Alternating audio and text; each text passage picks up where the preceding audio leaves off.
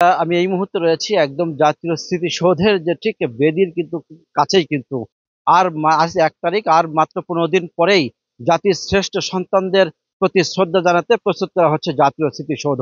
আমি আপনাদের একটু ক্যামেরার মাধ্যমে দেখাতে চাই যে আপনারা দেখতেই পাচ্ছেন যে এই যে ধুয়ে মুছে যে জাতির শ্রেষ্ঠ শ্রেষ্ঠ সন্তানদের যে শ্রদ্ধা জানাতে প্রস্তুত করা হচ্ছে জাতীয় স্মৃতিসৌধ। এরই মধ্যে ধোয়া মোছার কাজ শুরু হয়ে গেছে।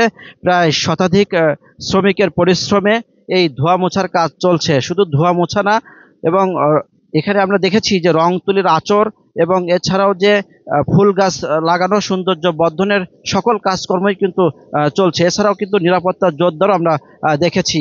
এমনি একটা বিষয় আপনাদেরকে জানিয়ে রাখি যে আরো প্রায় 15 দিন আগে থেকেই কিন্তু শুরু হয়েছে এই ধোয়া মোছার কাজ এবং সৌন্দর্য বর্ধনের কাজ।